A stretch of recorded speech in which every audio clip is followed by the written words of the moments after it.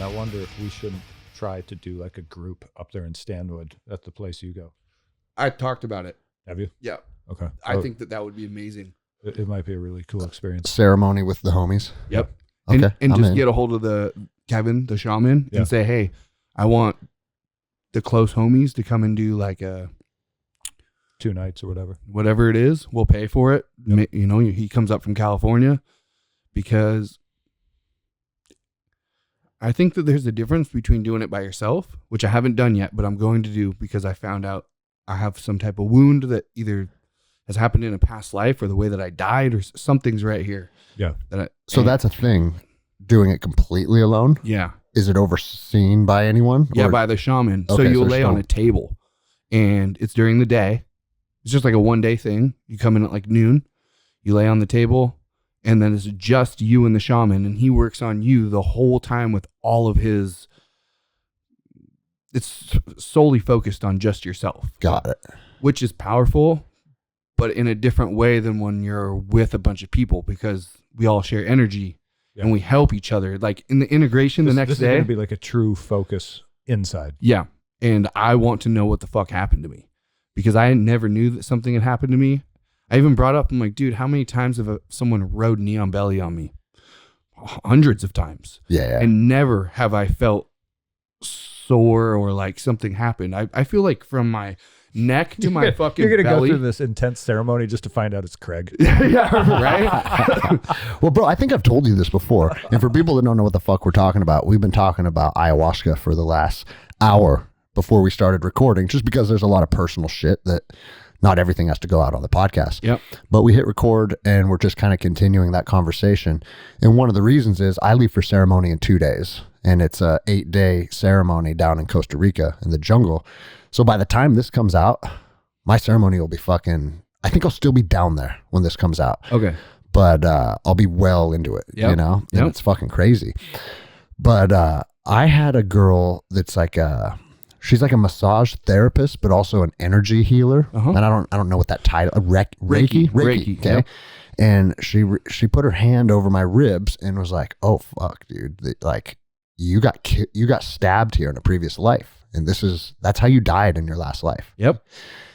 And bro, here's the weird thing. I can fucking take my shirt off and show you. Maiko said it to me too. I was in his office one day. He goes, I don't even know if you can see it sticking out from here. Like this rib pokes out. And Maiko goes, dude, when did you break that rib? And I'm like, I don't ever remember breaking a rib. Yeah. But I've also been fighting and grappling for 20 years now. Could it have just occurred? And I don't know, man. Sore. Yep. Yeah, you know, like I don't fucking know. But it's bizarre that the second she felt that spot, she's like, oh, this is where you died in your previous life. It's crazy, and dude. It's still kind of fucked up, right? Yeah. So, what's going on there? No, and for me, it was like, I've never thought about that. Like I said, from my neck to like my torso, I feel is like one of my strongest parts of my body. I feel like I have like a shield right here. And then on my first night, I don't know what I was doing. I was laying on my side. This is your last ceremony. Yeah, just it took place last weekend. Last Friday, yeah. Okay. And I was like rubbing my stomach, and all of a sudden I came over to my rib and I rubbed down, and it felt like an open wound, like a gash or something, like so fucking tender to even like the touch, not a push, just like rubbing. And I was like, oh, what the fuck? And so for who knows, I mean, I don't know time, felt like a long time of me just like pushing. And I remember thinking like, I've never felt this. In jiu-jitsu, when someone gets neon belly on me, they've rode on that part hard. And I've never, ever. And now all of a sudden. And that's our gym's bread and butter. It's neon belly. And so the next morning, like I couldn't get it out of my mind. I went to the bathroom, I pulled my shirt up, and I'm standing in the mirror and I don't see it. And when I'm touching it, I don't feel what I had felt the first night. And I'm like, what the fuck? The next night, that night, because it's a 2-day ceremony, the second night, one of the light workers, guardians, I call her a witch. This one particular woman is a fucking witch, and she will heal you. She chants. She has like certain chants and mantras and stones and crystals and fucking herb incense and sprays, and like the way she moves. Sometimes I can't even watch because it's just too much. So I just close my eyes. And she's part of like the ceremony. Ceremony. Yeah, she's part of the facility. And the same woman's there each time? Sometimes. I've met this woman many times now. Okay. And she comes right over to me, and at the last third of the night, you can get energy work where these light workers or whatever you want to call them will come and move energy, like Reiki energy working pretty much. And she walks over to me and she goes, Tyler, can I touch you? And I go, yeah. And she literally pulled my shirt up. She like got all, all her pillows and all her accessories or tools, sits down next to me, starts on my head and rubs down, and immediately goes, and both her hands hit the fucking spots that I was wounded in. Yeah, without saying a fucking word. Nothing, dude. And I'm like, she knows. And she starts like massaging, and it hurts, and it starts making me like almost sick because of how bad it hurts me. And she takes this big ass, I don't know what kind of stone, but I thought it was hot. It felt like it was warmed up, which I don't know how. It could also be really cold. I don't know, but it felt hot. And she stuck it like right on my navel. And then she took these 2 crystals. They were like, I think pyramids or like the towers. Yeah. Obelisk. Like, placed it on my chest. Yeah. She got close and started making a certain frequency with her like mouth right into my temple. Like, yeah. And dude, I don't know how to fucking explain to you guys, but she was like moving it. And then I could hear her go, oh. And she goes, you need to breathe in and release it. And I couldn't, man. I couldn't. For like an hour, she was working on me. And I got it jostled to the point where I thought I was going to purge it up. Yeah. Because the purge is weird. Like, people think that they're going to purge and like puke, but it's not like that. It's for the most part, nothing comes out. If you did your diet good, you're pretty much dry. There's nothing to puke anyways. And it's an energetic release. Like I could feel it in here, and I'm not going to be able to actually cut myself open with blood and pull out an energy thing. It's almost like an exorcism. Exactly. I got to purge it out, but it never came out. So you know it's still in there. I know it's still in there. To the point where the next morning, I talked to her and she's like, I don't know. I knew right where it was. I don't know. And she kept telling me to say like, I am a man and I am sovereign. As long as I'm sovereign, they don't get a fuck with me. Whatever it is. And it could be 2 things. Because I told the shaman, I said, I have to come do a solo ceremony where we got to get out whatever this is or fix it. And he says it can be 2 things. Either some type of dark entity has done something to not allow you to shine your full light here on earth whenever you decide to make this contract, or it's the last way you died. And because it's the last way you died, you never got to heal it. You die and then that's it. And I'm like, it feels like you said, like someone fucking stabbed me with a sword. And he's like, well, you're always into this pagan shit. You're always the fucking compassionate Viking. You're into farming. How do you know you weren't a Viking? You fucking went to Valhalla and got shanked by a sword. And I'm like, maybe that's why we're bonded, because we both got stabbed in the fucking ribs. And then he goes to tell me. Maybe we stabbed each other. No shit, right? And here we are. Yeah. Hey, Hell buddy. But he said the crazy thing is he goes, Tyler, the amount of things I've taken out of people is unbelievable. He goes, I've taken my buddy Ethan, who I've gone to ceremony with. He had like a cage over his heart that it took him 3 ceremonies to rip this cage off over his heart, and he threw it in the fire. And he's like, dude, I seen it. I seen it to the point where I threw it in the fire. My wife said, what was that you just threw? Well, is that a hallucination if your wife just seen what you pulled out of your own heart? Well, dude, and like Toby said at his ceremony, a lot of different people saw the same hallucinations. That's not a hallucination. That's what I I'm would saying. have chalked it all up to psychedelic drugs, but 12 people in the room corroborated The next day. Not during the effect of the ayahuasca and the psilocybin, but the next day after it had worn off, everybody corroborated the same thing. See, bro. Yeah. So that just shows it's not creating something. It's expanding your ability to observe. Absolutely. You know? And bro, I mean, I just watched a documentary on Prime called Heal. Have you guys ever heard of that? Mm-mm. And bro, it's pretty cool. It's worth watching. And they talk about, because you mentioned that she was projecting certain frequencies into your temple. And bro, everything is frequency. Yep. On a molecular level, Yeah. everything is frequency. And they even broke it down to where The universe has a frequency. Yeah. Right? Like all matter vibrates, and like from a physics description of it, there is a hypothetical situation called absolute zero where the energy of matter, whether it's an atom or a molecule or whatever, reaches absolute zero, meaning no energy. And it's both, temperature is a measure of energy. So if something reaches absolute zero, it ceases to exist because its energy literally disappears. Absolute zero is not just a temperature, it's a measure of energy. And if you have absolute zero, matter actually goes from existing to not existing. To nothing. So in order for matter to exist, it has to have energy, and all energy vibrates at, whatever its set frequency is. So this isn't woo-woo shit. This is back. What's interesting to me is, as I'm sort of starting to experience all this stuff, is it all completely fits into scientific theory. Yeah. Well, and that's what this fucking documentary talked about.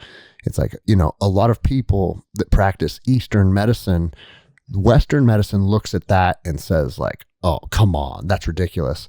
And it's like, actually, if you just have an open mind, you'll see that Eastern medicine is actually also based in science. Yeah. And you can actually figure out like, hey, look, these different frequencies affect on a molecular level.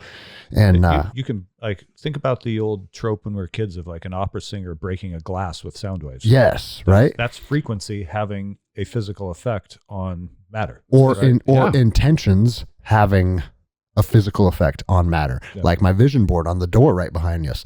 Like we're starting to see that more and more people believe your intentions can actually have a physical effect. And dude, one of the guys on this documentary is like, this is an easy thing to prove. He goes, I can sit you down right now and we can have monitors on your blood pressure, your heart rate, your body temperature, your respiration. And I can tell you a certain thing. I can say a certain word, or I can say a certain phrase, and it'll literally increase your temperature. I believe it. Well, no, it's proven, right? I know. Like, dude, if we're sitting here and we say something that triggers you, or something that makes you angry, or something that starts to almost create like a sympathetic nervous system reaction, right? Well, those are words that came from thoughts that are now physically affecting your body. It's literally making your blood pressure go up. It's literally making your temperature rise. And that can be all corroborated through science and data and measurements. Yeah, watch a scary movie. That's exactly right. You start to sweat, your heart rate goes up, you get a little stressed out. Or they talk about like getting on an airplane, right? Like the anxiety, just the emotions that you feel have a physical reaction to your body. Yeah, on your reality. And so they're like, okay, so now that we know that your emotions play a role in how your physical body operates. Now we know that that's fact. That's not like something that's up for discussion. We can prove that. Why is it so hard to believe that now your emotions can play a role in your well-being? Or the opposite of that is like you actually performing worse, or being sicker, or being more triggered or more upset.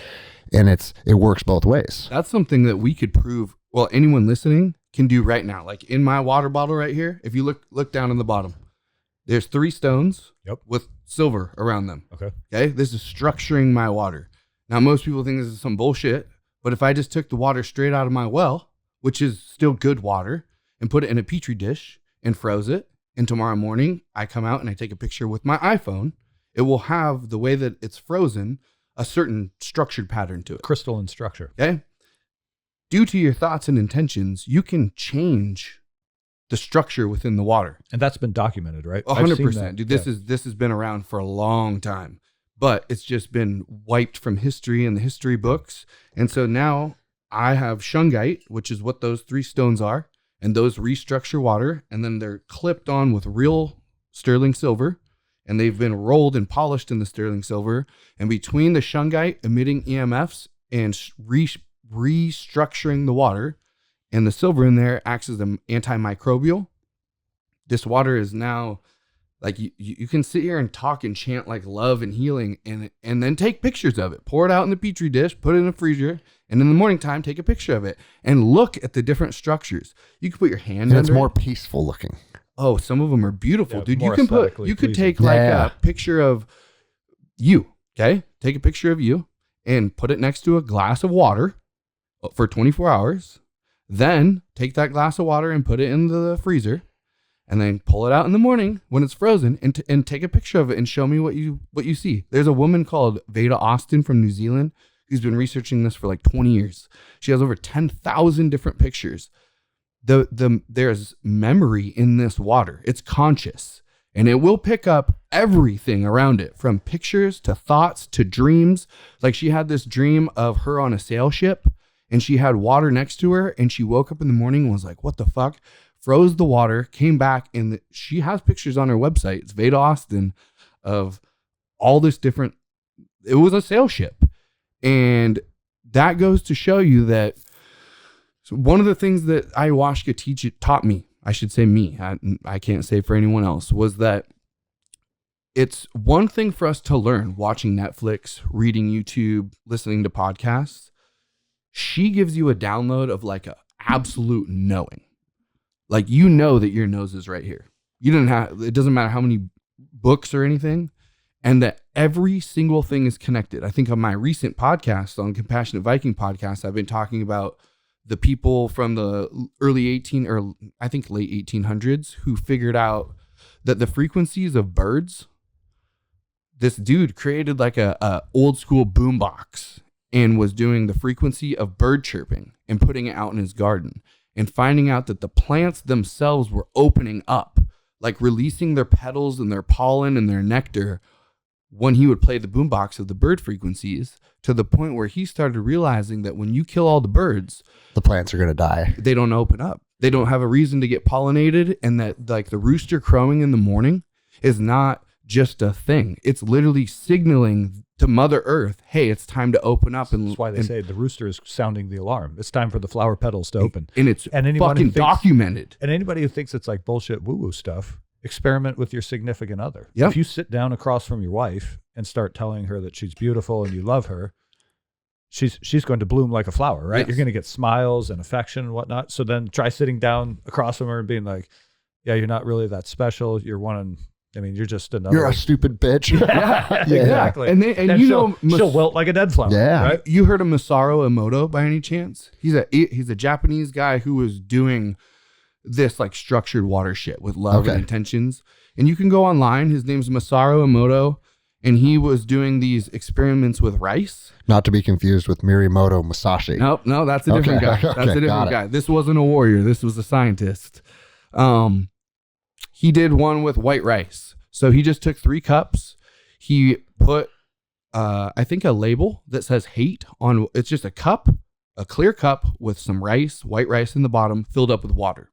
On one of the cups, he had a label, like masking tape, that he wrote hate on, and then went to that cup and would put hate intention into it. Like, just look at the cup, hold it by his heart, and like, whatever, fuck you, I hate you, piece of shit, all that different stuff. Okay? Then he did one with indifference, labeled it indifference, and didn't even fucking acknowledge it. And this is white rice. White rice. Cooked? Nope. Just, okay. Raw. Okay. We can all do this. Yeah. It takes 10 minutes to do this. I want to tell some rice to fuck itself. Yeah. And then he did one with love. So he wrote love on the masking tape, put it on the cup, put love in his heart, beauty, amazing, majesty, whatever it is. And then he left it for, I don't remember how many, maybe a few weeks or a few days. I don't remember the exact time. But when you come back, and you can all find this on the internet too, this is real documented experiments. The hate is like brown and moldy and not looking good. The love is still pure water with rice at the bottom. It looks exactly the same as when he left it. The indifference is by far the worst. Whoa. Yeah. The indifference. They say the opposite of love is not hate. Did you already cover that? No, not on this, but all right. Yeah. The opposite of love is not hate. It's indifference. It's indifference. No, bro. I think that's very, very, that's something worth diving into, because love and hate are 2 sides of the same coin. You're giving energy to both. Because the people that I love the most are also the people that can bring out the most anger in me. Of course. Yeah. Right? Yep. Because exactly, if I don't love you and you do something stupid or you do something that pisses me off, I don't fucking care. No. That's where it's indifference. That's it. It's like, if a pedophile dies right now, I don't give a fuck. Exactly. Because I'm indifferent towards them. I don't have love or hate towards them. I have no feeling towards them whatsoever. And when you think of like an animal or a child, they will literally start seeking out negative attention if you're indifferent for too long. 100%. Dogs will too. Right. They don't care because negative attention is still better than indifference. I would rather have my dad beat me, scorn me, and throw me in the fucking room than me walk by and it's like I'm a ghost and he doesn't even know I'm here. Fucking wow, dude. Yeah, bro. Yeah. It's so much. This fucking universe is so And here's deep. the thing, dude. And I know like people think when we talk about this stuff, we're the crazy ones, but I think the idea that we're the crazy ones, I not think just more and more us people three, are starting to is see starting to wane. society because is so broken. we're starting to see exactly, dude. Everything is negative vibrations. Everything is negative energy. And I've been using my Instagram and talking about that more lately because it's like, fuck, man. Like, do I have opinions on all the shit that's happening in our world? Yes, I do. But if that consumes you the majority of the time, then you're still operating on a negative vibration, right? Yep. And if you look at history, man, the more you like that book, the Pirates book that you told me to buy, right? Yeah. If you look at history, and we've talked about it on the podcast, the good guys are always the ones that are painted out to be the bad guys. Yeah. And that's because the fucking elite class doesn't want you to be able to go out there and do good and expand your consciousness and build an empire for yourself, for your family, your friends. They want good drones. Yeah, exactly, dude. And so like, and I talked about on the podcast before, we'll break it down very quickly. It's like the pirates of the Caribbean were called privateers, and they were employed by the Crown of England to go out on the high seas and fucking raid everybody's vessels and take all their shit and bring it back to the crown. And when you were doing it for the crown, it was cool, right? And then these guys are like, you know what? We're out here fighting, risking our lives. Why don't we just do it for ourselves and fuck the crown? And then as soon as they did it for themselves, now they're these fucking evil men, right? But if you look at the way they conducted themselves, bro, they were actually taking down the slave trade and they were freeing slaves. Now, obviously, there were still some incidents where they resold them and shit. There's men doing fucked up shit I think that men they gave do. them the choice. Like, you can either join the crew as a free man and earn a wage, or we'll sell you. Either way, we're getting some, like, I mean, either way, they're getting some benefit out of you. Yeah. But yeah. And then some of them, they just said, hey, you're free to go too, right? But the point is, it's like, man, all these fucking rich fucking elitists in England are making a fortune off of selling human beings. Yep. And the pirates are the ones that go down in history as being the bad guys. Well, dude, and so me and Jenny were talking about this the other night. You know what other group of people were completely throughout history believed to be the evil ones? Fucking witches. Yep. Oh, 100%. Yeah. 100%. And you have this girl in medieval times. Look at what the church did to. That's what I'm saying. Like, pagans. Yeah. So you have these people that feel like they are spiritually in touch with nature, or can read frequency, or can offer different healing, just like that. Oh, a witch. Because it challenges God's if you think about authority, a witch. A witch is something that's evil, something that'll cast a spell on you, something that fucking your daughters want to be as Halloween. Yeah. And to the point where, like, to this day, Christians that I know that I'm friends with, like, dude, you let your daughter be a witch for Halloween? I'm like, yeah, I don't care. You know what I mean? But bro, they've taken any of these people that have the ability to do something that's outside of the norm and stomped them out.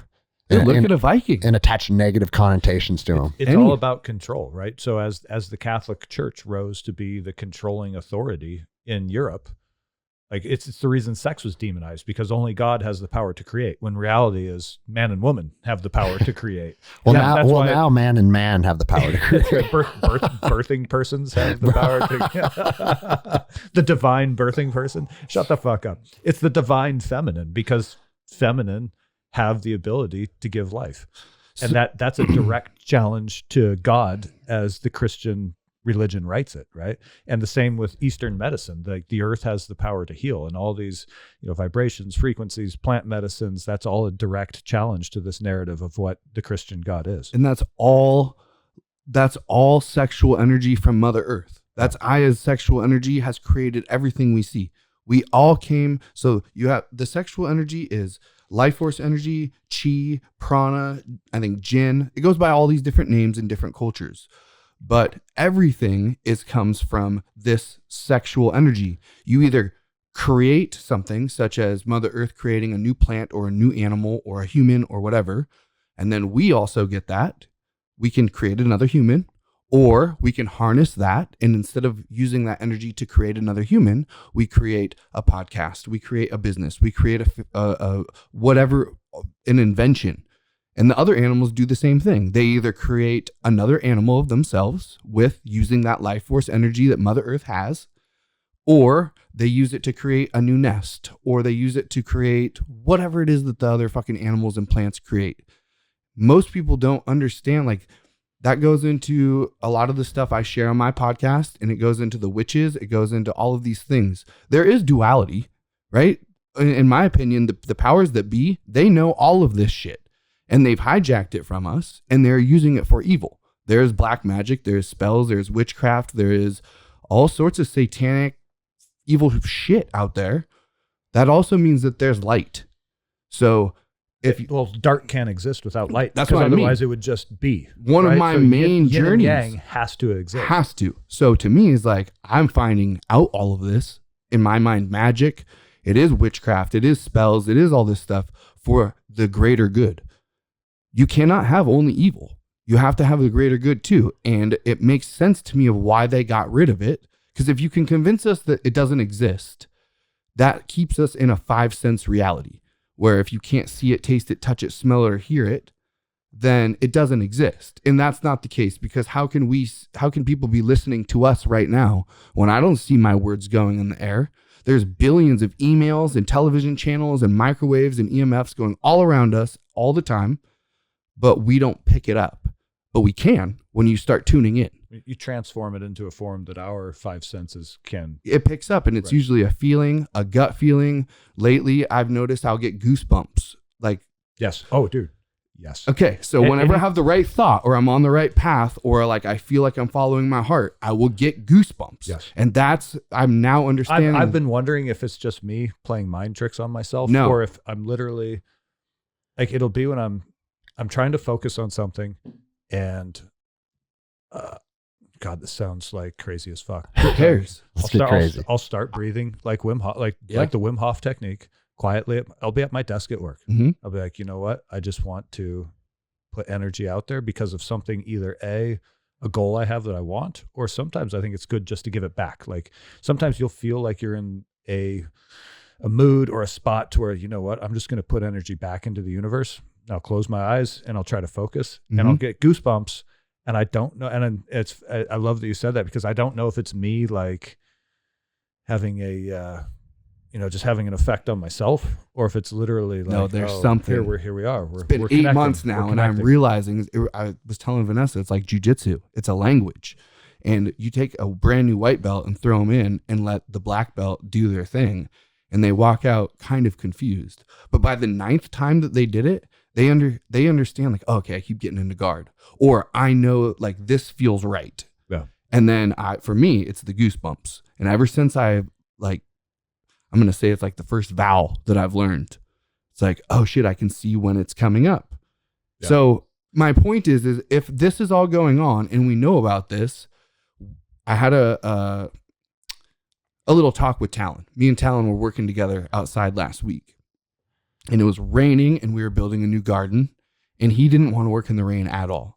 And I said, well, you know what they say. This is a quote from, I think, the Vikings. There's no such thing as bad weather, only bad clothing. So if you're pissed off about it raining, then maybe you should go get some better fucking attire. Yeah. And he didn't have the right attire on, so I was telling him. And then I said, or we can try and use magic. And he's like, what do you mean? I was like, well, here's the thing with magic, is that the only way it's ever going to work is you have to believe it, for one. That's how your intentions, you have to believe in your intentions, or it's not going to work. The other thing is that you would only know if you try. So we're going to try something. And this is bizarre. Okay. This is even bizarre to me, like, when I'm going to tell this story, because I have this thing of, you fool me once, shame on you. You fool me twice, shame on me. You fool me 3 times, and we have a fucking pattern. Yeah. Right. And so this particular thing, I said, okay, here's what we're going to do. We're going to go over to the big cedar tree, and we're going to hug it. And we're going to set our intention of, we need it to be sunny until we're done working, and then it can rain. Because we can't just stop Mother Nature from doing its thing, but we can't ask to compromise.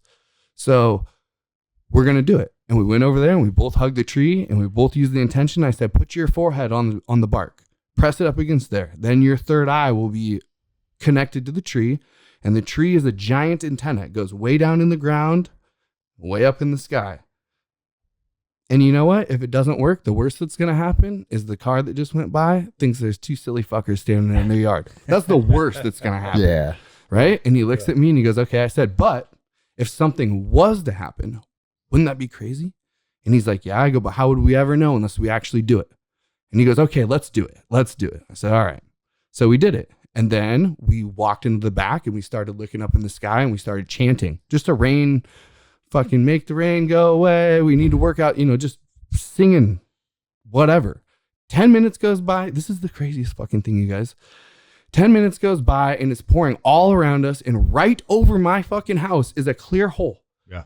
Talon cannot believe himself. He can't believe it. And I tell him, I said, look, it's only one time. So very well could be a hole in the cloud, an eye in the storm. We have to do it every time.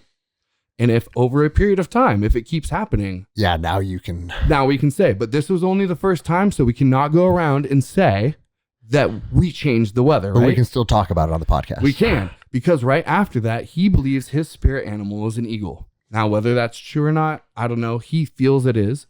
An eagle fucking comes right in that hole of the clear sky, right in the hole. And I said, start talking to it. Use your intentions. It doesn't speak English, but it knows thoughts and frequency and energy. And it's going to use this ether between us. That's already like the natural internet of things, the natural mycelium network in the sky. Vibration. Yeah. So he does. And dude, the eagle came there and just like floated and circled in the circle right above us for probably 3 minutes. It goes off. We got done. No rain. We got done with the fucking garden. We walk inside and it just starts fucking dumping. And I go, so we say thank you. And he's like, man, like, what did he say? Feels like a fucking wizard. Yeah, but he's concerned about going to his mom's. He's like, man, how do I tell this to my mom? You and don't. I'm like, You don't have to. I said, because we don't know yet for sure. The only way we know is if we're willing to be curious and try silly things that we were never taught about that make us look funny. And if it works over a period of time, then who gives a fuck? Yeah. We know a superpower that other people think is stupid. Yeah. Greg, it was a while back. You texted me about that book, The Secret. Yeah. And I was like, all right, screw it. It's $17 on Amazon. I'll get a copy. So I bought it, read it, and started to implement like the positive intentions for all the things in my life. And again, I have no idea if the law of attraction is real or if it just sets me on a sort of a mindset of focusing on the things I want to happen in my life. But I had, it's tax time, right? So I had to run my taxes for 2022 and I'm looking at my first quarter taxes for 2023.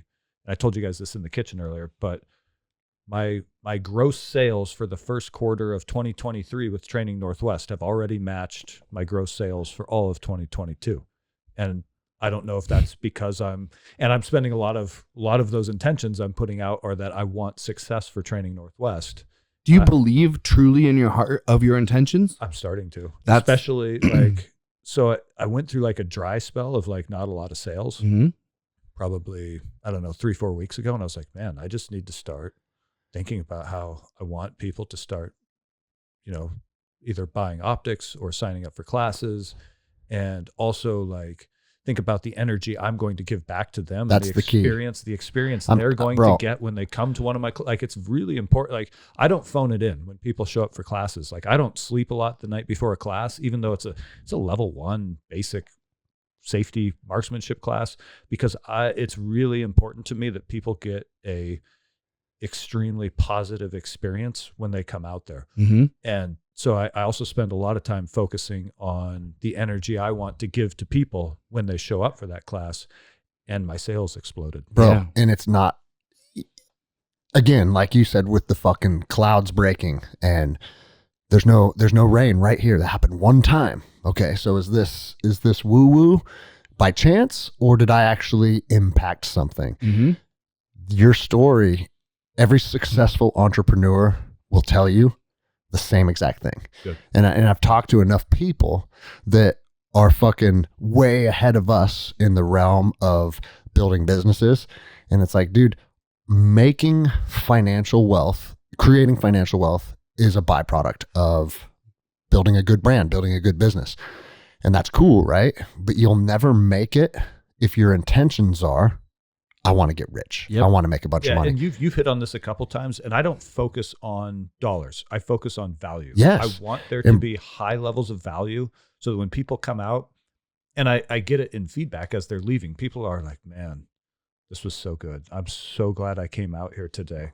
And I'm not putting it into matter or I don't quantify it by dollars and cents. I quantify it by the feeling they get when they leave. Mm-hmm. And bro, as soon as you realize, oh, what I'm doing here isn't about this much money for what I'm offering, it's a value exchange. Exactly. And as soon as you believe that and you understand that and you see that, but it also, in order for it to be a value exchange, what do you have to believe about yourself? You have to believe that you're a valuable person. Yeah. You have to believe that your skill sets, your talents, your ability to convey the way that you teach and the curriculum that you're sharing, you have to have belief in all that. And once you do, they feel it and they understand, oh, okay, I'm actually getting something of tremendous value. Because, dude, how many fucking firearm courses have you been to where it's like, it's some dude up on a firing line with a big gut. I haven't been to any. That's true because you didn't get stuck in the fucking law enforcement world. Yeah. And a lot of people are there just to collect a paycheck. Exactly. And bro, the range sucks on those days. Right? And here's the thing is like people are coming out thinking they're going to learn, stance, grip, trigger squeeze, sight picture. And yeah, that is what we talk about, but it's not the value that you take away from it. The value you take away from it is that self-confidence, and it's the energy of self-confidence and self-reliance and like alpha male, yes I can. And even for like the women's class, it's a self-reliance, self-confidence. You walk away from it with your cup a little bit fuller than what you showed up with. And that's really what we're selling. That's our real product. And because you are sharing something with a group of people that are on the same trajectory, the same energy wave, that's why the gym's blown up. Yeah, it's exactly why the gym's and blown up. not only that, but we're raising their energy level. And I think the reason the gym is blowing up is because people are like so many people in society are living in a low frequency, low vibrational, like borderline depressed state of life, and they're just looking for something. I don't even say borderline. You're right. The depressed. Into it. And they show up in that mat room is so like you walk into that mat room and you can just feel it. Like it's positive vibrations coming at you from all over the place. And if you're willing to, you have to give of yourself to it. You can't come in there and be like, you can't be a quitter. You have to come in and have some fortitude and some toughness because it's the first couple of months are going to suck. You're going to hurt. You're going to get beat up. You're going to be, my first couple of months, I almost didn't sleep at night because I was in so much pain, like just sore in weird places. Welcome to dude. Yeah, me too. But you learn, it's because you don't know what you're doing. So you're tensing every muscle in your body and going home just physically wrecked. And then at some point you learn to, just like with Mother Aya, you have to learn to submit a little bit and relax and just kind of go with it. And once you, that's one of the big hurdles you have to cross. And once you make that jump, suddenly it's no longer a drudgery and you can't wait to get in the mat room and learn more. Yeah. Well, not only that, but that's my time with my best friends. Like every Monday, Wednesday evening, I go spend 2 hours with all my best friends. Mm-hmm. And it's fucking powerful. Well, bro, I did a solo episode last week and I kind of came to the conclusion. I honestly think the formula to growing and becoming like this, a very, very powerful person is you have to go through hard shit. Yes. Yeah, like that's one tier, right? Community is founded in hardship. You have to go through hardship and you have to share that hardship with other human beings, right? But that's only one piece of the puzzle because how many of our veteran buddies have went through a tremendous amount of hardships and hard shit and came home and blown their brains out? Yeah. Right? Because they're not going through hardship anymore. But also because they don't hold a high amount of value in who they are.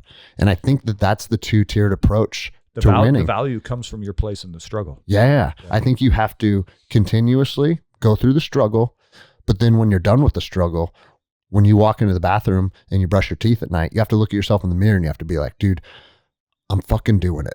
Yeah, like, I'm proud of you. I like where you're at right now. And you don't, nobody looks in the mirror and says, fuck yeah, I made it. I don't care how ripped you are, how jacked you are, how rich you are, how hot your chick is. You're fucking like, you can't look in the mirror and say like, fuck yeah, I made it. Because that's also a dangerous place to arrive at. I don't even think it's about individualism, like being proud that you have a six-pack, because that doesn't help anybody else. It's about your sort of position within the group and what value you bring to the other people, whether it's your family or your friend group, or even think like Ranger Battalion. You get a brand new private, you hit an objective, you put them on window, like overwatching a road out a window. That is your job to the team. You now have Overwatch out this window, and they have value to the team, even though all they're doing is standing there watching a road. Yeah. They are providing value to the team. And the same, I think that's why families are becoming broken, is everybody lives in suburbs. There's no fucking chores to do. Yeah. So what do you guys, like, what do people do on the weekends? You sit around and wait to watch Netflix at night? So the kids aren't contributing. Mom and dad are barely, I mean, do a few little laundry and vacuum and shit. And like, that's all the house chores, and nobody contributes to the group. So the family sort of, there's no closeness because there's no shared struggle. Shared struggle is so important for human beings. But then here's the other side of it, because there's so many different levels to this, right? Because you say it's not about a six-pack, but we're all pretty ripped for 40-year-olds, right? I think that's a I don't think strive to have a six-pack. It's a byproduct of the life I live. I think this though too, like like you're talking about the tribal needs and the tribal connection. If you show up to the tribe, and be it fucking me, you, and Jordan and Kozak, and like, you have to be you have to contribute strong, powerful energy. Oh, you'll get eaten alive if you don't. That's what I'm saying. So like the byproduct at our tribe, yeah. The byproduct of having to bring strong, powerful energy to the group is, bro, you better be able to fucking go. Yeah. And being able to go is fitness. But again, to contribute to the group, you have to elevate yourself. Yeah. It's a byproduct of wanting to be part of the family, part of the team. I look at it like this. Sometimes when I get too far, it starts to become too much for my brain. So I have to like simplify something. And if everything is energy of some sort, and the earth is energy, it's positive up top, negative down on the ground, and we're the same. The trees are the same. We're all just like a fucking battery. And you are either giving energy or you are depleting energy, right? Well, depleting energy, I guess, is giving energy. You're either recharging or you're depleting. There's never anything where it's just stays in the middle. Yeah. And what I found is that most of the things in our culture, in our society, specifically Western society, there isn't anything that actually recharges the battery. Every single thing we do is just depleting it. Deplete. Waking up and going to work, deplete. Getting a paycheck just to pay your bills, deplete. Fucking the food we eat, deplete. Talking to other low vibrational people about whatever bullshit politics and shitty laws are being implemented, deplete. Yeah. And then I realized fat and weak, deplete. Everything is deplete.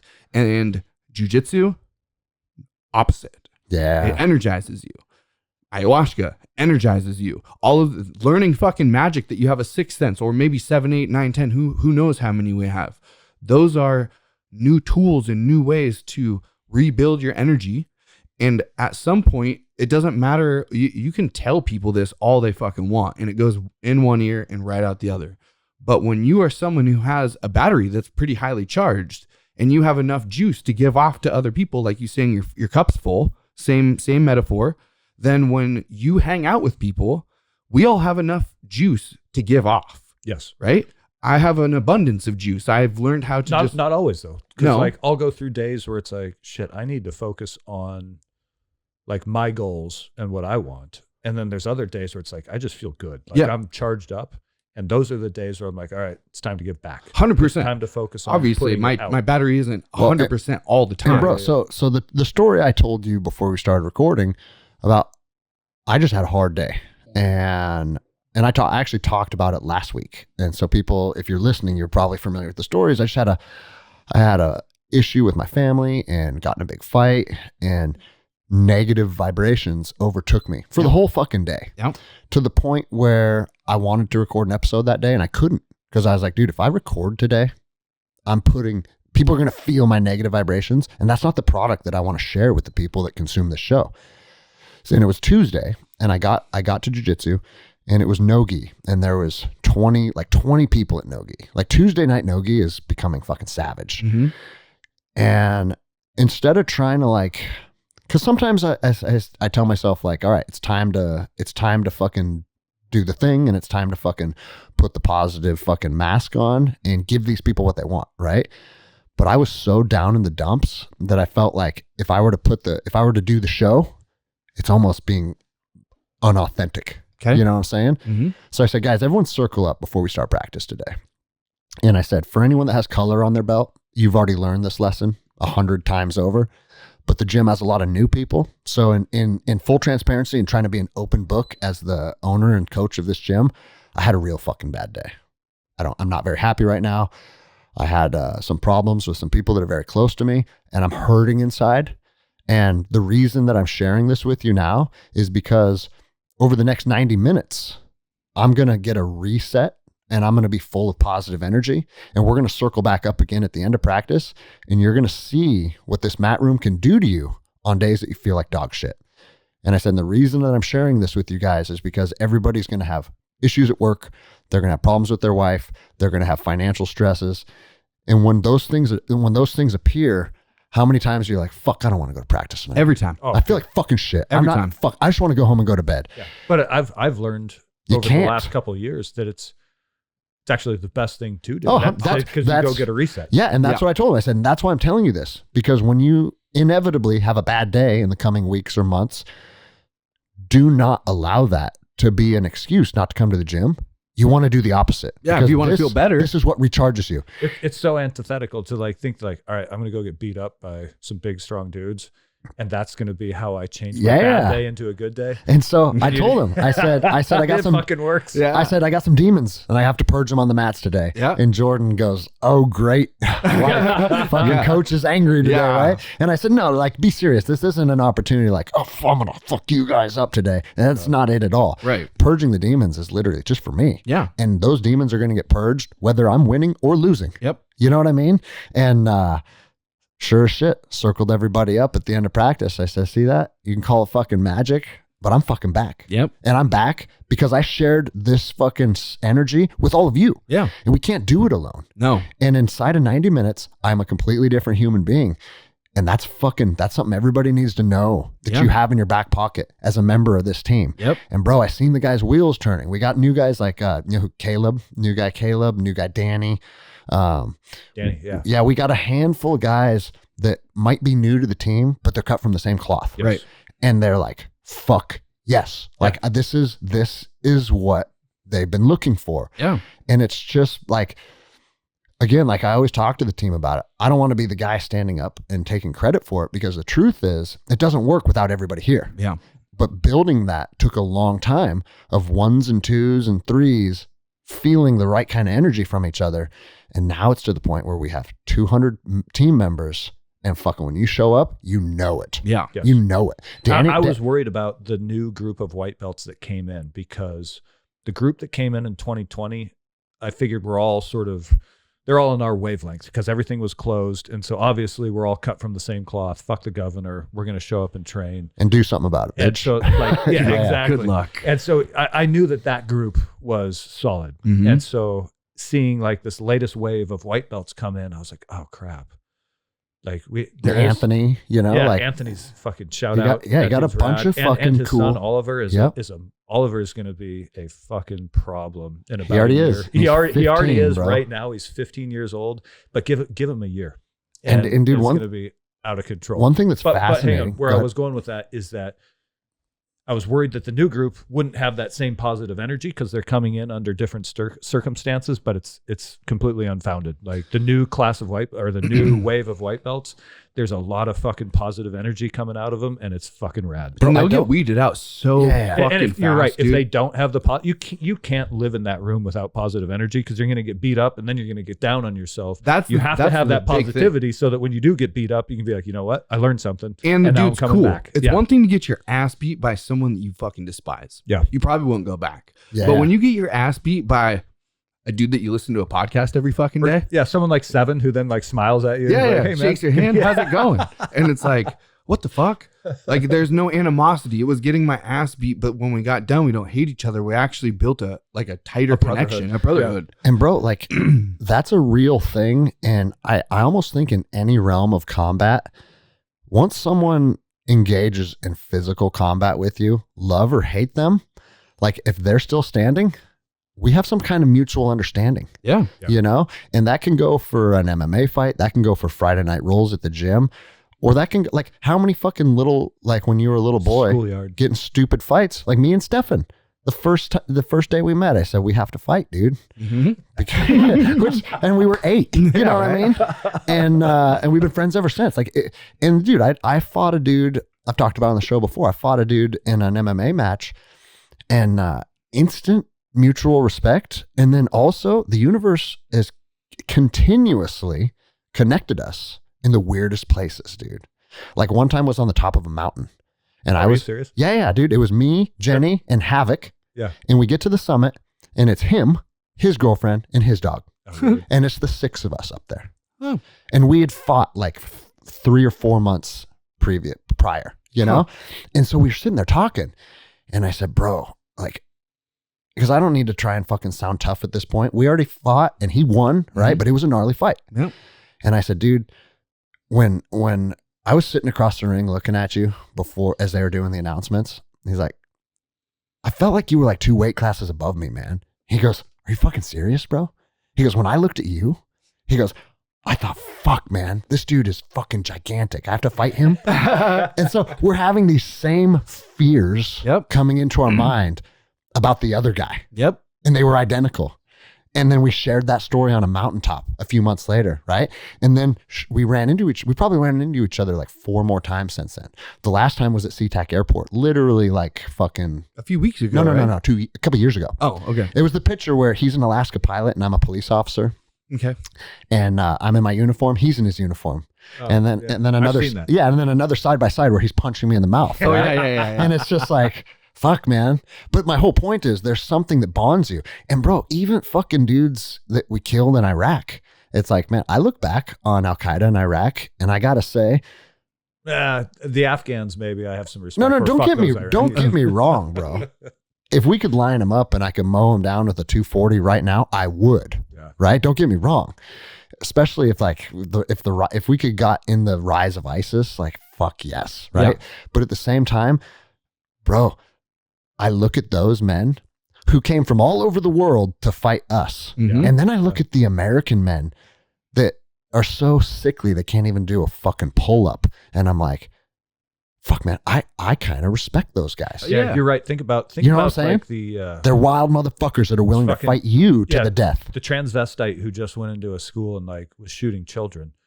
Do you think that fucking piece of shit would have the balls to go to Mosul? That's what I'm saying, bro. ISIS? Yeah, or be from Chechnya and go to Mosul to fight an American. Yeah. And it's like, okay, we have very different ideologies and I hate everything you stand for and we're going to go out and we're going to fucking settle it with somebody's death. Mm-hmm. But that's the fact that they're willing to do that, man, it sets them apart from most people in our society today. Well, you still have to respect it. You don't have to like it. And it's just like, I brought this up as just being an authentic, genuine person. If you are who you are and who you're supposed to be, not trying to imitate somebody fucking else, there's going to be people who don't like you. But even the people who don't like you will still have to respect you. Yeah. You know what I mean? Of course. And that's you have someone who completely different ideologies than us. That I feel the same. I wasn't even in the military, but I'll go fucking fight to the death over this. Yeah.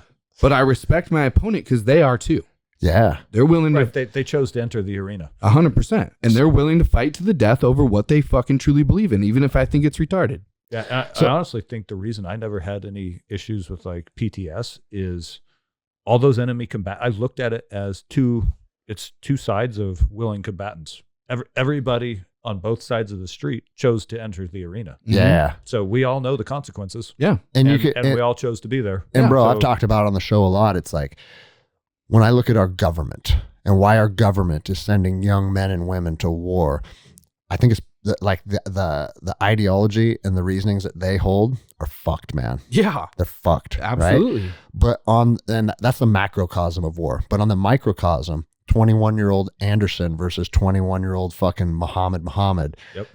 We chose to be there. Yeah. And there's something powerful about that. Yeah. And, if you just literally said, hey, we're going to take this island off the coast of fucking Africa and we're going to make it a war zone where 21-year-old Christians can go fight 21-year-old Muslims to the death.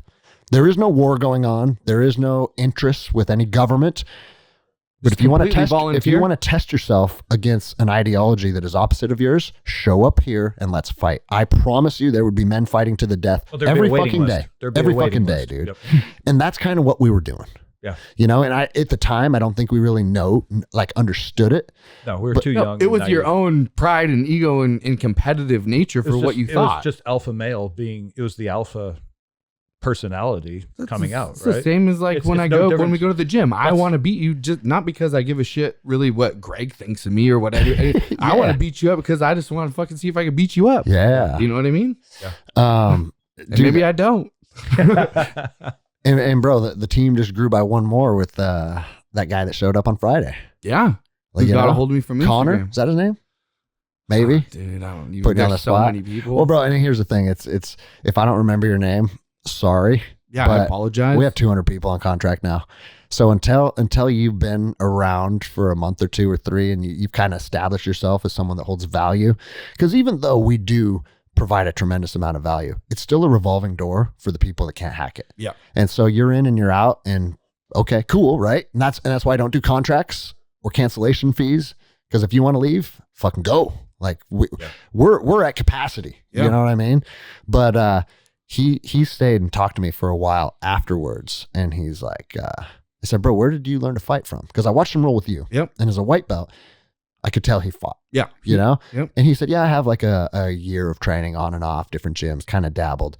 And he goes, but the truth is, I mean, I rode bulls at a pretty high level on this circuit. Okay. Yeah. Right, I said, okay, there you go. Yeah. I said, that's where you learn to fight. Yeah. That's where your tenacity comes from. That's where your will to win. Mm-hmm. That's where you don't have fear in your heart, because Tyler Stanaway is not going to kick a hole through your head. Mm-hmm. He's just going to fucking tap you out. Yep. Right. So that man has faced a lot of adversity and now he's comfortable in a fight. It's just cool to see, man. Like, it attracts all these different kinds of people, you know? It is. And one of I've been really thinking about lately, and it's after I fought Skylar the last 2 times, is like, there's something about, like, take the winning and losing out of it. Like, the last 2 times I fought Skylar, I win. But I don't want to fucking fight him at all. Yeah. When he comes and he's like, let's roll, it's like, I have zero interest in fighting you, Skylar. It's not very fun at all. Because he wants to fight. He wants to fucking fight. And for people that don't know, jiu-jitsu, like, we can slap and bump and we can roll and have fun, or we can fight each other. Yeah. Even without punching. Yep. Just, I'm talking the energy that's in the room. It's different. And like, dude, I'll headbutt Skylar. Yeah.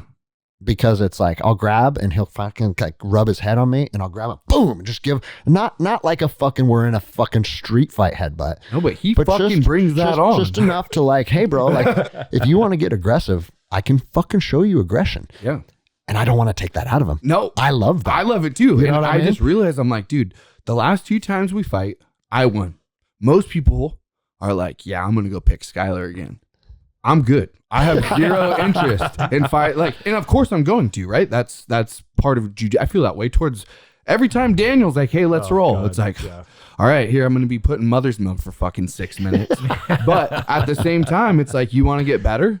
Yeah. I can't get that much better if I'm just going to beat the shit out of someone. Yeah. So I've been, every time I try and pick, a black belt of some sort, Kozak or Andy, I've been wrestling with Jordan recently, and it's like, this sucks. When I go to jiu-jitsu, it's not the same as if I just go and pick some fucking white and blue belts. But at the same time, win or lose, especially after my recent belts with some of these blue belts, it's like, win or lose. The goal is this: when the person gets done fighting you, they're like, that was a fucking motherfucker. Yes. You know what I mean? 100%, bro. As long as you have that, you're one of the guys. You're one of the fucking guys. Or the gals. We got motherfuckers like Rachel and Christy too. Yep. Yeah. Dude, Kozak the other day, he went and he sat on his butt. He put both heels behind both insteps of his feet behind my Achilles and just pushed my hips. Okay. And it made me fall down. And bro, I was like, God damn it. Fuck you. Yeah. And bro, I turned it up to fucking 20. Mm-hmm. And he's like, dude, I didn't know that was gonna bring like the demons out. And I was like, Yeah, bro, I can't be punked like that. You can beat me. You can catch me in an armbar or fucking a choke or whatever. But tripping me and making me fall down, I was like, you motherfucker, dude. Whose fault was that? Yeah, it's fucking my fault, dude. Bro, you brought up that fucking transgender shooter. And again, like I always say it on the podcast, stay informed but not consumed. Like we talk about a lot of high vibration shit. But there's shit going on that needs to be talked about too. Yeah. And I want to get your guys' opinion on this. Okay. Because I loved, obviously, seeing the fucking body cam footage of those officers going in there and folding that bitch like laundry. Yeah, but it's still sad as shit. It's fucking terrible, right? And then immediately, everybody goes into the... They turn it into some fucking agenda Oh, shit. it's guns, it's this, it's that. And everybody... Here's the thing. Everybody knows it's not guns. Everybody in a position of power knows it's not guns. Yeah. In the 50s, shooting was a high school elective, and your fucking gun was in the back of your fucking truck. In 1996, I used to take my deer rifle to school in a rack in the back window of my pickup That's what I'm truck. saying. And we're not fucking that old, dude. Yeah. Everybody knows this. And then the other side of it is, when they're like, these are weapons of war. You have to get these off the streets. Why do you have 25 of them in your security detail then? Why hasn't anybody asked them that? Because basically, if you're running the fucking streets with a motorcade of men carrying this gun to protect you, you have to be able to admit these guns in the right hands will save your life. Yes. That's why they have fucking security details. I was on one of them for fucking these federal justices and these fucking these federal judges. So we know that their fucking narrative is a farce. Yeah. Right. And, it's like if we're not willing to address mental health for the safety of our kids, then we should probably start looking at least physical protection. Like if we're not going to go root cause, which is mental illness, then we need to look at physical protection. Yeah. And they're not willing to do either. Right. Which tells us, I've said it for a long time. Like I used to think the government's shortcomings were just incompetence. It's fucking by design. Yes. It's by design, dude. If you're a Democrat up for election, a school shooting is a great thing. So, but why did Biden take this opportunity? He doesn't. Hang on a minute. No. Yeah. Obviously, right? Whoever's in charge of him. Why did they take this opportunity? Why did they take this as an opportunity? I've been trying to rack my fucking brain around this.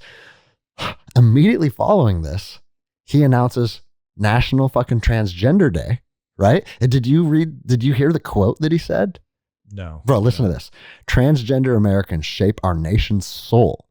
Proudly serving in the last 18 months? What the fuck are we talking about? Proudly, the nation was shaped by goddamn... Proudly serving in the military, curing deadly diseases, holding elective offices, running thriving businesses, fighting for justice, raising families, and much more. How are they raising families? Yeah, first of all, yeah, exactly. You're not raising a family if you're a dude trying to fuck a dude. That's just fucking facts. Or a girl scissoring a girl. Yeah, sorry. You can rub all you want. Do whatever you want and go that's do fine, that. Yeah. But you ain't going to create a fucking baby and raise a family. No, only men and women get to do that. But what is the point of... And I know, Tyler, you're going to have a laundry list of reasons on this. But what in the wake of a fucking transgender person killing fucking babies, what's the point of announcing Transgender Day if it's for anything else other than stirring the fucking pot? Oh, yeah, of course. Because stirring the pot is what keeps them in power. I just posted like a picture on Instagram of a bunch of bees attacking a hornet that came into the I nest. watched that video. Because if all of how many people live in the United States? Is it like 380 million? Am I way off? They say 350. 350 million? So they say. And how many actual political leaders are there? I mean, there's 50 senators and maybe 200 representatives in the House. Yeah, there's something not very many around that. What is there? Less than 500. Imagine if everyone in the United States tomorrow said, we're not paying taxes. We're done with you. Fuck you. You don't get another dime of tax money. What does Nancy Pelosi do at that point? They can't do what anything. does Joe Biden do at that point? What does again, I don't mean to be like just focus on the Democrats. Dan Crenshaw, what does he do if everybody in America says we are no longer paying taxes? Fuck you. Fuck you. Yeah. They have no power. Their only power is what we give them. and it's all implied. So, Well, bro, and that's why they divide, and they use all this fear porn. that you get on Hegelian CNN dialectic and is what Fox it's called. News. Is it's fear porn to make you afraid? Like, if you don't pay your taxes, we're going to fine you, and if you don't pay that We're gonna fine, lock you then up. we're going to put you in jail. Well, I said, fuck you, Well, fuck you. but Come fight me, because now if I tell the FBI or the sheriff's department, you want to lock me up, you have to come fight me. Yeah. Now you have to confront the fear of fighting me versus the fear of your overlords who are going to, you'll lose your pension. Yeah, but You want to know don't- something? Hold on. You want to know something? Yeah, go ahead. I haven't paid my fucking taxes in a year and a half. Is that right? I said, fuck you guys. I Oh. went upstairs into my office at the union, and I know this is part of the thing too, because they talk to me all the time. They say, you can't do this.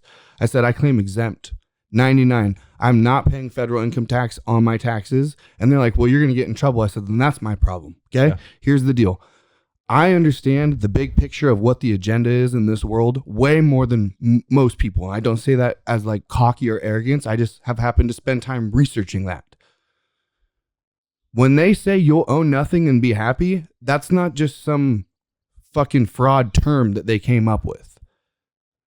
They're going to continue. This transgender shit is just part of an umbrella bigger term of sooner or later, we're going to be taxed out of everything. well, okay? bro, did you see taxes increased by like 4.7 trillion?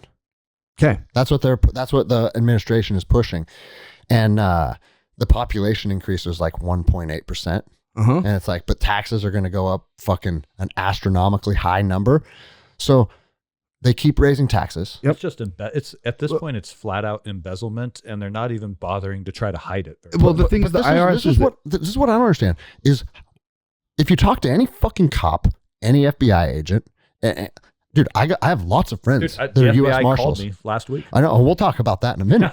But it's like they all share our fucking sentiments, but no one will fucking stand up and say anything. No. And because of what Toby just said is about the fear. When they do this thing called Hegelian dialectic, it's been around forever, and it's just problem, reaction, solution. We've gone over this before on my podcast, maybe even on yours. There will be a problem that occurs, whether it's natural or a false flag of some sort. Then the population has a reaction to this problem, whether it's real or false. 9/11 was a big one. COVID is a big one. We have all these, whether they were real or false. Fear the Muslims. Okay? Go fight them for 20 But years. there's Yeah. a reaction, and then they step in with their solution.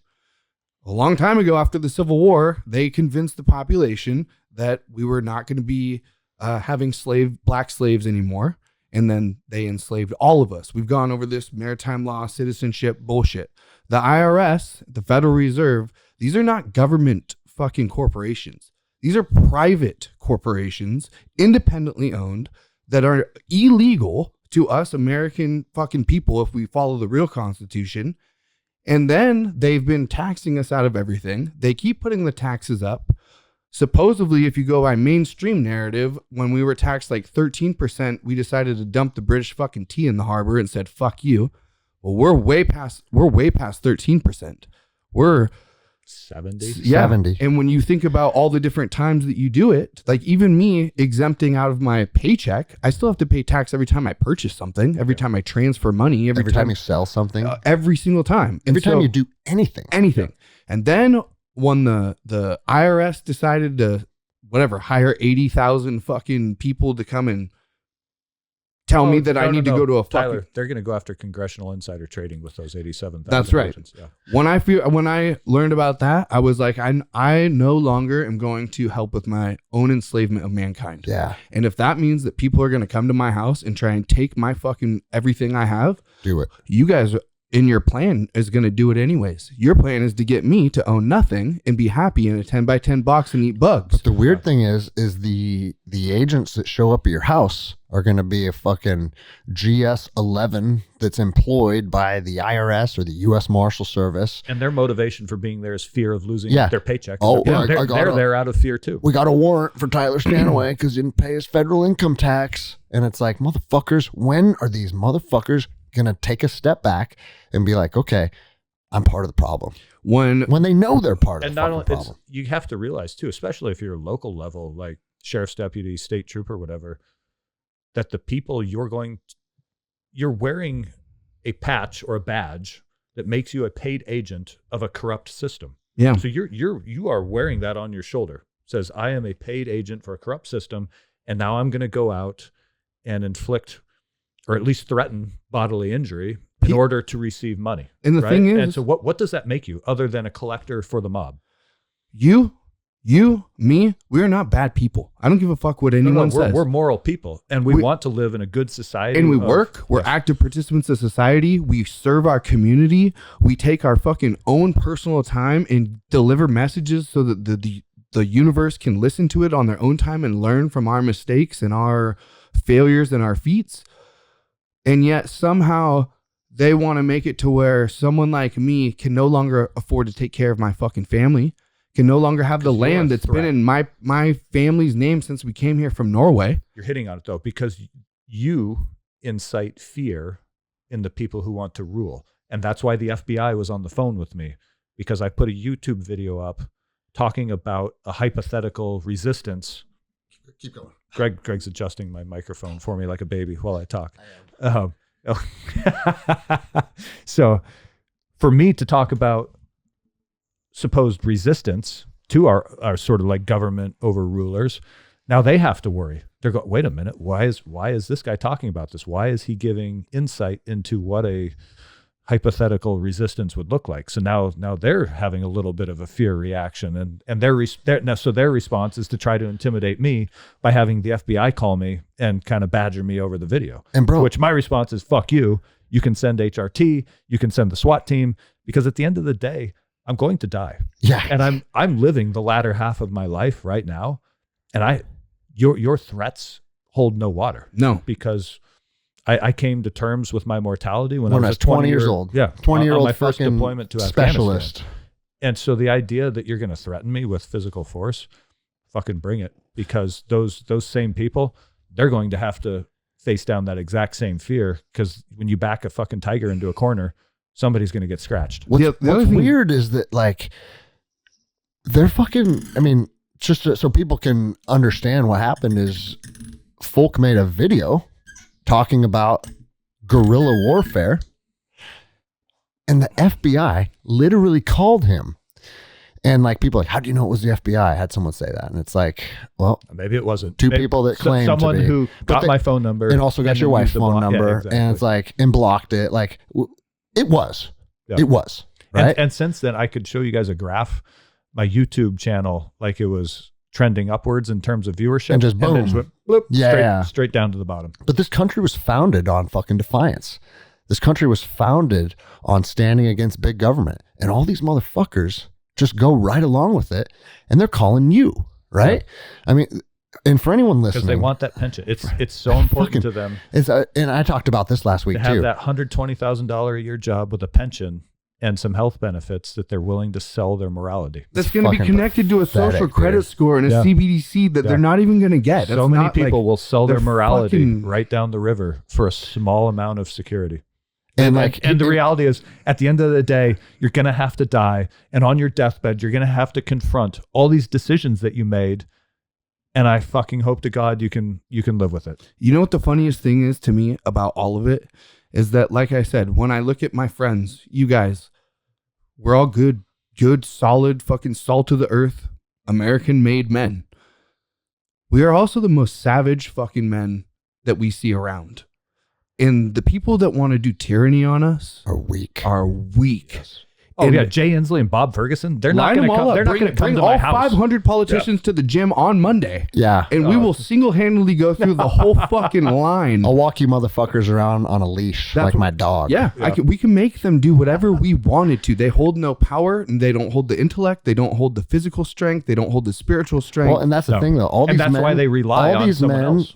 Exactly. All these men that want to fucking subjugate and control, they're doing it from their offices, and they're just hoping that the deputies go out and enforce their shit, because they ain't going to confront a fucking thing, dude. They don't give a fuck about the deputy either. If a deputy gets killed in the line of duty, they don't. Yeah, they're going to go home, eat their dinner, drink their fancy cognac or whatever, and they won't miss a minute's sleep.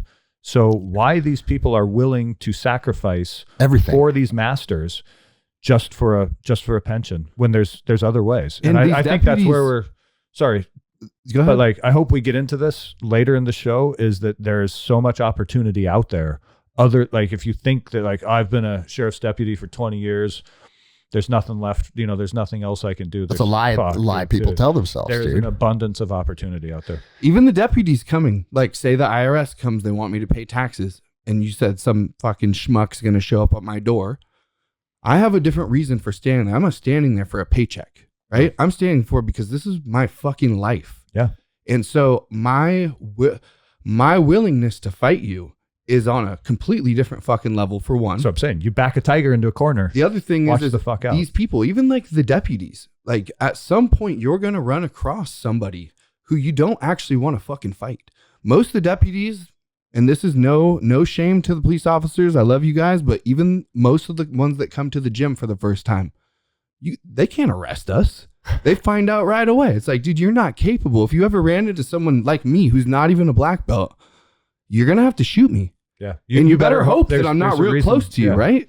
And so it's like, who are these people, even at the top tier system? Like, we know the guys way at the top, they're sitting in their offices or bunkers or whatever. Bob Ferguson, the Washington State AG, is not going to come serve a warrant with you. But even like going all the way down the list, like let's say it goes all the way down to where someone does. They're gonna send the state patrolman or whatever that I see fucking eating his donut at the exit. That's not in their best interest either. Like, even them fighting, like being on the team of tyranny, they're going to end up putting their own lives and their own families in fucking danger. Yes. When the reality they're not going to get that paycheck. You're going to die. You're going to die trying to take somebody's human rights away. Yes. And that's natural law. Go do that to any animal. Well, it's sad because the sheriff's deputy, the state patrolman, the city police officer, they are actually more closely aligned with us. 100%. Because we all live in this society. Well, our kids go to the schools. We all want half of them train on the mats with us. Yeah, we all want a healthy society. We want good schools. We want roads with no potholes. We want I don't want to have to carry a pistol. I didn't carry a gun from 2010 until 2020 when the heroin and homeless situation started getting really bad, and I was like, fuck, man, I got to start carrying a gun again because there is so much crime just everywhere that's not being dealt with. I want to live in a society where I don't feel like I need to carry a gun. No, me too. I want love and happiness and peace, and fucking we train with each other for when tyranny comes, right? Yes. And so that we can protect our loved ones. That aligns us with everybody else who lives down at ground level in the community. But then you have the governors, the state representatives. They live in their big fancy houses with their security details. They don't go to the grocery. Are you kidding me? They don't fucking go to the grocery store and see people smoking heroin on the sidewalk. No. To them, that's they send their servant to go to the grocery store or to go to the Rite Aid or whatever. So the idea that these people are willing to, again, sacrifice their morals because they're afraid of losing their pension and their health insurance card, it's so fucking sad and it's so twisted. And guys, if you're listening to this, there's so many ways to get out of government service and still make a good living. It's absolutely ridiculous that you stay in that and just remain a paid enforcer of a corrupt system when you know it's wrong. You know it's fucking wrong. It's possible to where the money that going back to the energy thing, we wake up and we spend all our energy at the government or the machine shop or the electrical, whatever we're doing. We're giving out energy. We're giving out attention. The government we just went over this. The government takes 70, 80% of that fucking energy every single day. Yeah. It's actually possible for us to obtain all the energy that we put out to where all your paycheck goes to you. Every time you purchase something from somebody, there is no plus 10% tax unless the community or the people have something like that. For instance, like we need a new road to the gym. We can either all pitch in, right? And then we build the road together and then we all drive on the road. We say, well, we don't have enough money, but Greg has enough money. So he pays for it, but we pay a percentage every time we go on the road. I've got a shovel in two hands. That's what I mean. There's ways to make it to where the thing is like you said, they don't have any power. Okay. But we've given them all the power and they've put us in a fear state of if we don't do this, we're going to go to jail. We're going to lose our jobs. We're going to die. We're going to get arrested, whatever it may be. The thing is going back to the little bumblebees with the giant wasp, is that's where the power's at. So once we all decide like, hey, I don't want to be being fucking bamboozled all the time, everywhere I look. I don't want to be getting all my money literally robbed from me every single day. I don't want to be, if this primary water and this electroculture fucking Tartarian Antiquitech shit is a real thing, then we wouldn't need to pay for electricity anymore. There would be all of these things where it would go back to a golden age, an avatar world. That is possible. That's not out of the realm of impossibility. It will only be impossible if we continue to look for someone to come and save us. That's the quote. Fuck yeah, right? dude. No one is coming. No to one's save. coming to save on you. us, We guys. do it together. We band together. But the reason I don't think this will ever happen until we go through some tremendous hard times where you're going to be cold, you're going to be starving. To go fucking acquire food is going to take 16-man teams, because there will be a culling of weak people. There has to be for this to move forward. A lot of people who haven't taken steps to make themselves strong and resilient, they're going to have to die. They're going to be fucked, bro. The reality, and it's sad, but I'm sorry. We've been fucking shouting from the mountaintops for 2 years. But this is the thing, because you said hey, if we took care of each other. And we had a culture where, hey, we need a road. This many people pitch in for the road. And we either work or we combine funds, right? That works on when you're looking at it from a 500-foot detachment, right? But when you go up to 10,000 feet, where now it's this is no longer something where we have 3,000 people that all have each other's best interests in mind. The system is millions of people. And the overwhelming majority of them don't have each other's best interests in mind. Right. In fact, they have the opposite. They only have the self-interest. Yeah. And that's just the numbers, right? Yeah. So out of 350 million Americans, if half of them, and I don't know what the numbers are, but if half of them are self-serving pieces of shit that aren't willing to put in the work, and that's why they want everybody on the welfare system. Yeah. And they want everybody just a fucking slave. As long as that's what our demographics is, and there's no way getting out of this until exactly that, a fucking culling. And I'm not saying that let's go out there and kill these people. What I'm saying they'll is just die off. No, Mother Nature will take care of it that's itself. what I'm saying. Hard times are coming, and you have to be willing to fucking stand up and fight. Yes. And once we have a culture of people that are cut from a cloth, and I'm not saying we're all on the same page and we all share the same ideologies. It's exactly what I said an hour ago about looking at some of the men of Al-Qaeda and saying, hey, we're on opposite ends of the spectrum, but I got to respect you. There will be men like that. Yep. In the fucking apocalypse who too. will rise quickly. Warlords exist in every failed nation, and it will take no time at all for warlords to rise. And if you look at so our public leadership is extremely weak right now at every level, from national, state, county, municipal. We are swamped in weak leadership. Yeah, look at the fucking bitch that beat Joe Kent, dude. Yeah, you know what I mean? God. It's ridiculous. So is it real though? That's the thing. Is it fucking but real? It's only because of these economic engines that we've developed over the years, where we have so much economic dominance over the rest of the world. But that's all crumbling in real time right now, as China and Russia and North Africa and Saudi Arabia are all switching to the Chinese yuan. Yeah, and the dollar is going to fucking collapse hard. And because we have weak leaders, they're not going to have a fucking clue what to do. So the whole thing will just sort of crumble, and we will be left with, my guess, again, this is me speculating, you're going to have a whole lot of turmoil, months and months of turmoil. And from that, local groups will start, people will start to, because we're survival machines, we'll start to band together for common good and survival. And that's where you get the rise of local level actual leadership. Yeah. I agree. And that's where fucking men like us will come alive, dude. Yeah. Well, because I joke about the independent Republic of Granite Falls. It's going to fucking happen. No, it's going to happen. And it's funny. My mom was just on a vacation. Okay. She was on a cruise. I just picked her, or she just got home yesterday, and she wanted to come and hang out with me. And we were talking about men. And we've talked about this before, about about the ritualization of what makes a man a man. And for the first time, I heard it from a woman's, my mother's point of view. And my aunt had came over. I said this on a podcast. She hadn't been to Everett in like 10 years and came back and was like, what the fuck? Where are all the men? Where are all the men? She's like, I never felt so vulnerable in a fucking public environment, because even as a woman, you can feel, you know, like she's like, it was bizarre. Yeah. So then last night I was talking to my mom and I said, what makes a man a man? And she said, I think it's when I feel safe and protected.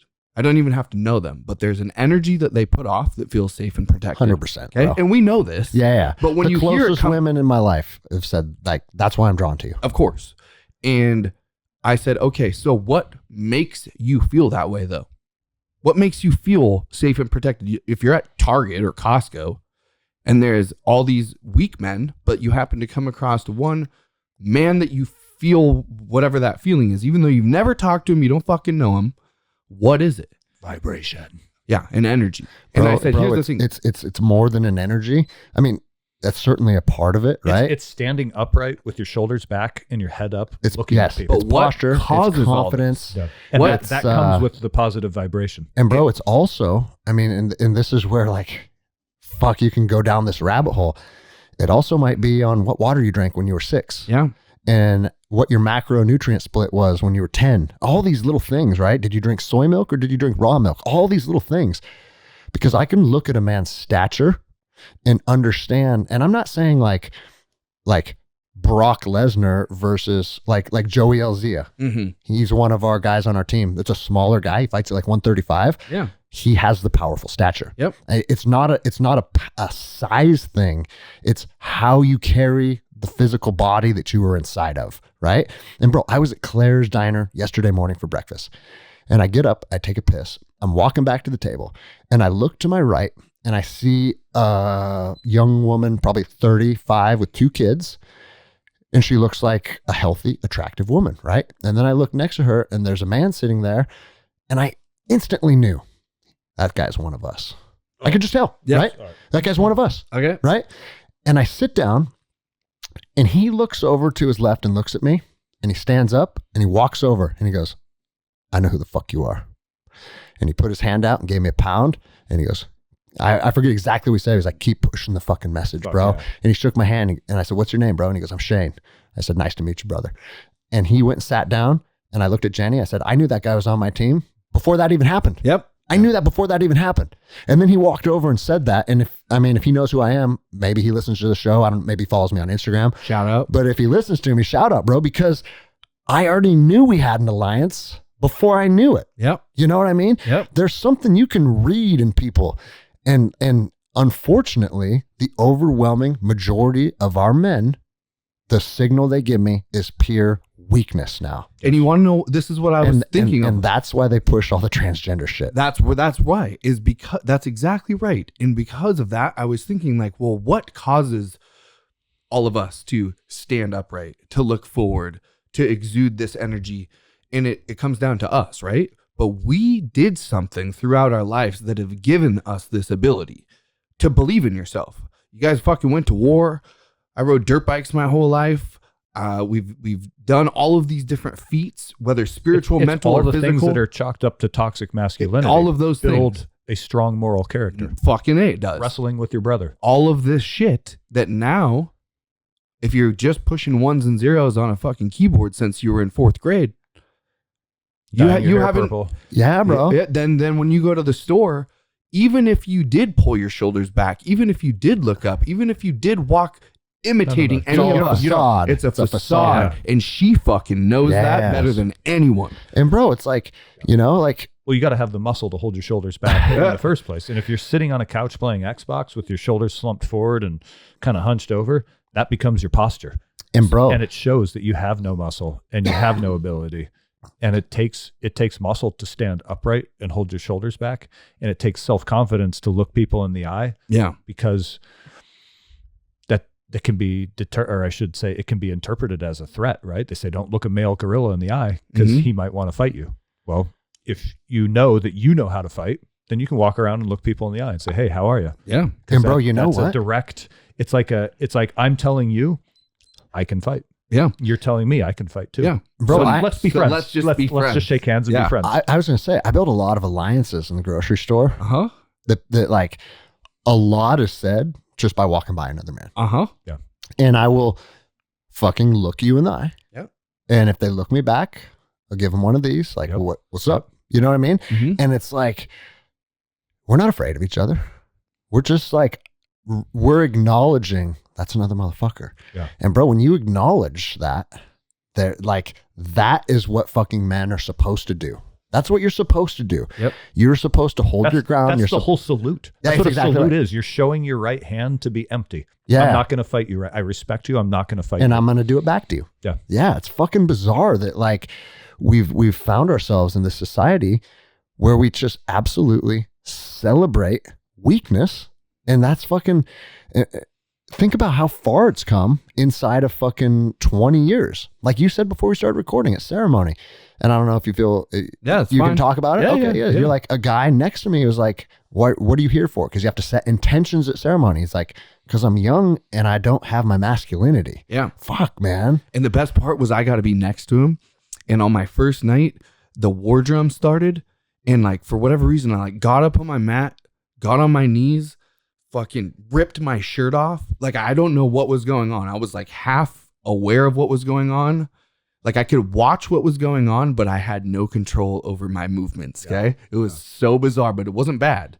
And normally there's not a war drum. And all of a sudden the shaman fucking grabs this war drum and just starts beating it.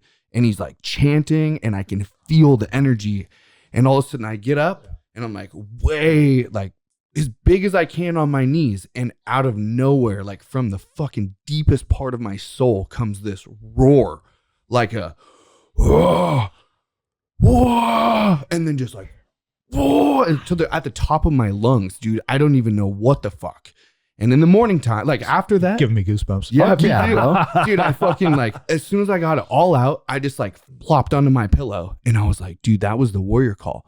That was the one where I'm going to fucking no holding back anymore. Mama Aya told me no buts, no ifs, no nothing. You want to stand up? You fucking stand the fuck up.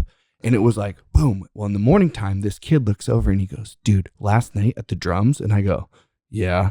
He goes, dude, that was the most powerful fucking shit I've ever seen or felt. Yeah. And I was like, really? He goes, dude, that's all I needed, man. And then the next dude next to me was an older gentleman.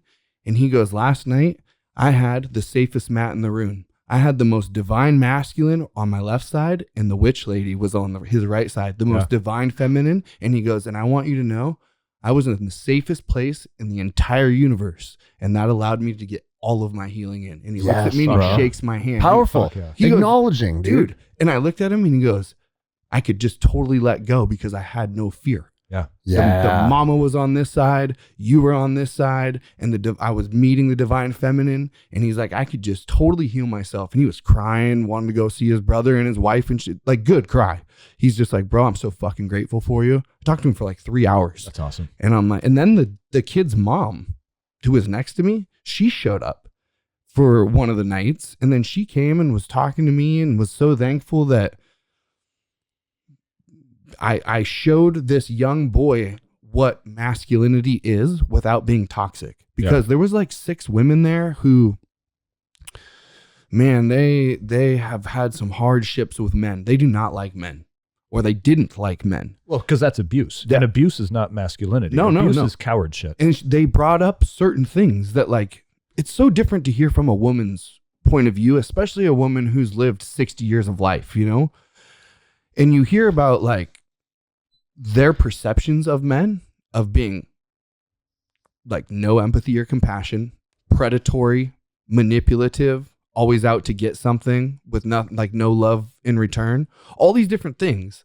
And then after 2 nights of us all being there, they're like crying, saying they no longer feel that way. Bro, it's because women by nature want to align with a protector. But the problem is what they found out is there's no protectors. There's not so very this is many why left, I bring this up, you is know? for the people out there. And you might have fuck, dude. We touched on a lot of this. You might have a strong body, right? You might have the ability to fight, but if you're not proud of who you are, you can't be that protector for the people in your community. No, you have to be able to love yourself. Yes. And what does that consist of? All the things that we just said makes the opposite sex, or even a man for that matter. I know when I walk in the store, this is another thing I was telling my mom.